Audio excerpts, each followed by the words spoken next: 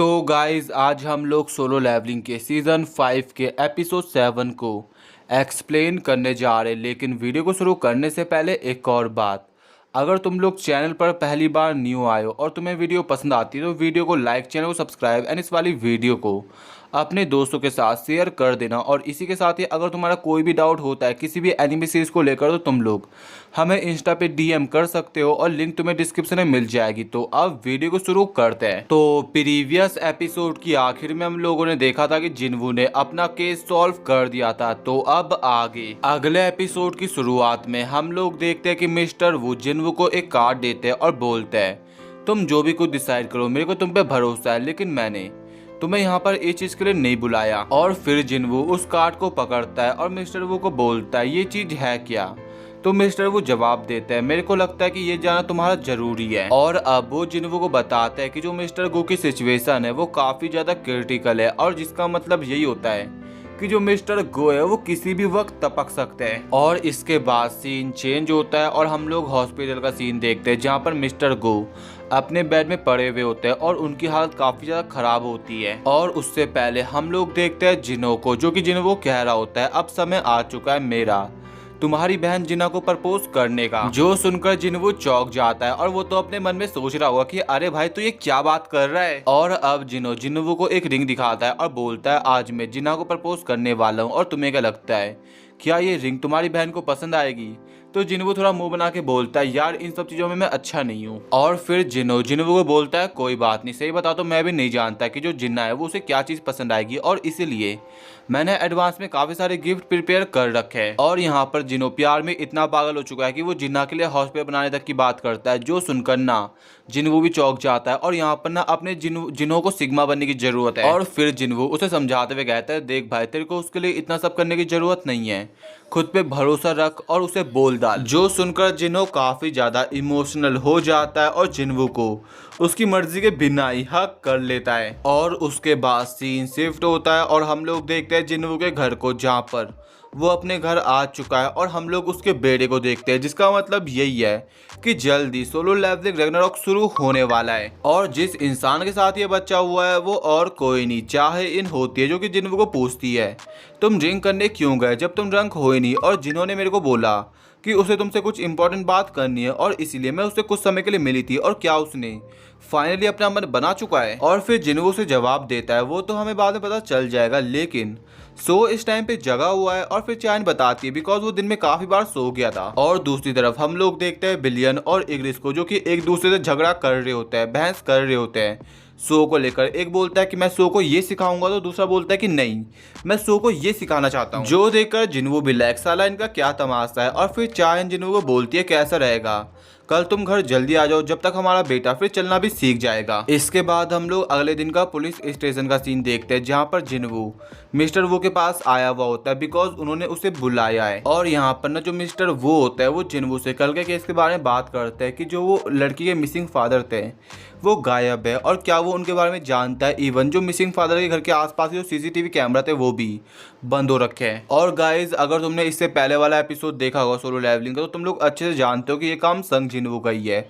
But यहाँ पर वो मिस्टर वू के सामने शरीफ बनने की कोशिश करता है, लाइक वो तो कुछ जानता है नहीं कि ये सब कैसे हुआ। और उसके बाद सीन शिफ्ट होता है और हम लोग देखते हैं कि जिन्वू सैरो एक्सचेंज का यूज़ करके मिस्टर गो के पास आया हुआ होता है। और जो मिस्टर गो होते हैं वो जिन्वू को देखते हैं और उससे अपने मास्क निकालने का इशारा करते हैं। और फिर जिन्वू वैसे करता है जैसा मिस्टर गो ने उन्हें कहा था। और फिर मिस्टर गो जिन्वू को बोलता है तुमसे मिलकर अच्छा लगा और तुम फिर से आ गए यंग मैन, मैं काफ़ी समय से तुम्हें ही ढूंढ रहा था। और अब फिर से जिन्वू मिस्टर गो को होली वाटर ऑफ लाइफ देने की कोशिश करता है, लेकिन मिस्टर गो से कहते हैं कि वो काफ़ी लंबे समय जी गए और जो 10 साल उसने उन्हें दिए थे उसके अंदर उन्हें काफ़ी सब चीज़ें कर लिए। लेकिन फिर वो जिन्वू से एक रिक्वेस्ट करते हैं, जो रिक्वेस्ट बेसिकली यही होती है कि वो पहले की दुनिया जो हंटर्स का वर्ल्ड था वो उसे देखना चाहते हैं, जहाँ पे उन्होंने जिन्वू के साथ रह के मॉन्स्टर से फाइट करी थी। और फिर जिन्वू ने जवाब देता है those might not be the memories you like to recall. और फिर मिस्टर गो ने कहते हैं सिंपली मैं उन मेमोरीज को रिगेन करना चाहता हूँ जो मैंने खोई थी। जिसके बाद जिन्वू मिस्टर गो की रिक्वेस्ट मान जाता है और अपनी पावर्स का यूज करके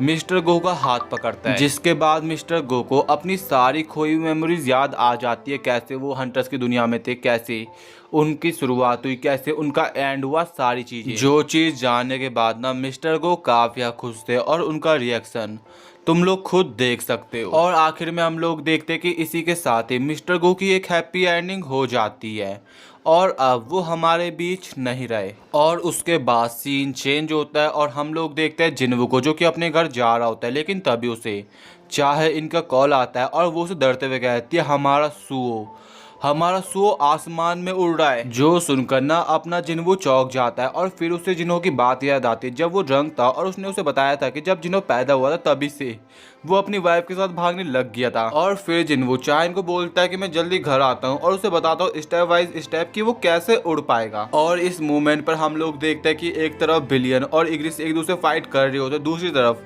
जो अपना सू है वो मजे ले रहा होता है और तीसरी तरफ जो चाइन होते हैं वो काफी परेशान हो रखी होती है। और इसके बाद सीन शिफ्ट होता है और हम लोगों को पास्ट का सीन दिखाया जाता है कि जो बेरू है उसका जन्म कैसे हुआ, जो चीज तुम लोग अच्छे जानते हो। और बंदा अभी अपने मन में सोच रहा होता है कि पहले जो सभी क्रिएचर्स थे वो उसे डर की नजरों से देखा करते थे, लेकिन अपनी लाइफ में पहली बार वो एक ऐसे इंसान से मिला जिसकी उसको देखकर फटती नहीं थी। और यहाँ पर वो बात कर रहा होता है संग जिन्वू की। और फिर हम लोग प्रेजेंट में आते हैं जहाँ पर बेरू अपने मन में सोच रहा होता है कि काफी साल बाद वो एक ऐसे इंसान से मिल रहा है जो कि उसको देखकर डर नहीं रहा, इवन वो एक्साइटेड हो रहा है। और यहाँ पर वो बात कर रहा होता है संग सुओ की। और जब बेरू सुओ से दूर जा रहा होता है तभी जो सुओ होता है वो बेरू को देखकर काफी एक्साइटेड होता है और फिर वो बेरू का पीछा करता है। एंड देन जब बेरू सुओ को देखता है ना तो वो बोलता है ये काफी अजीब बात है कि क्यों जो लिटिल किंग है वो मेरे को फॉलो कर रहा है। और तभी पीछे से उसके इग्रिस आता है और बोलता है ये ऑब्वियस सी बात नहीं है कि जो किंग है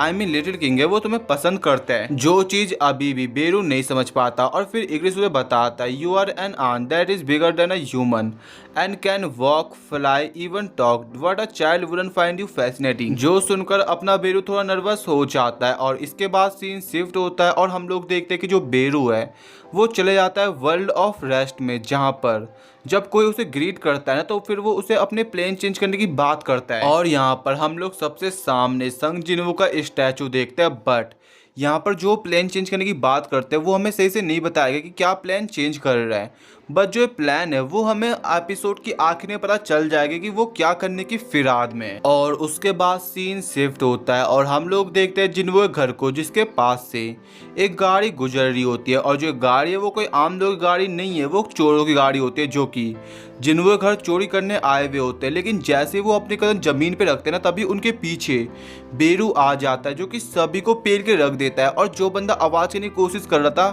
बेरू से भी चुप करा देता है, बिकॉज जो लिटिल किंग है वो सो रहा है और वो उन्हें परेशान नहीं करना चाहता। उसके बाद सीन शिफ्ट होता है और हम लोग देखते हैं नथिंगनेस की दुनिया को, जहाँ पे सभी सोल्जर्स जश्न मना रहे होते हैं बिकॉज उन्होंने अपने हिसाब से जिन्वू के स्टैचू को मॉडिफाई कर लिया और उसके अंदर वो सुओ के भी ले आए, जिसके लिए सभी लोग काफी खुश हो रखे होते हैं। और अपना बेरू तो ये तक कह रहा होता है कि जब हमारे लिटिल लॉर्ड इस दुनिया में आएंगे फ्यूचर में तो जो ये प्रेजेंट है वो उनके लिए काफी मीनिंगफुल होगा। बट उसे पता है नहीं कि जो अपने लिटिल लॉर्ड सुओ है वो उसके पीछे ही है और वो चिल्ला रहा होता है। और जब अपना बेरू सुओ को नोटिस करता है तो वो भी कुछ समय के लिए डर जाता है। एंड देन सीन शिफ्ट होता है और हम लोग कुछ दिन बाद का सीन देखते हैं सुओ के स्कूल का, जहाँ पर एक टीचर सुओ की मॉम के पास आती है और उसे सुओ की एक ड्राइंग दिखाती है। और फिर चाहे इन उस टीचर को बोलते कि आप मेरे को ये ड्राइंग क्यों दिखा रही हो, तो वो टीचर जवाब देती कि टीचर ने उसे स्केच बुक में अपने दोस्त की ड्राइंग बनाने को बोला था और उसने ये बनाया, जो चीज तुम अपनी स्क्रीन पे खुद देख सकते हो। और जब उसे उसकी फैमिली ड्राइंग बनाने को बोला था तब उसने क्या बनाया था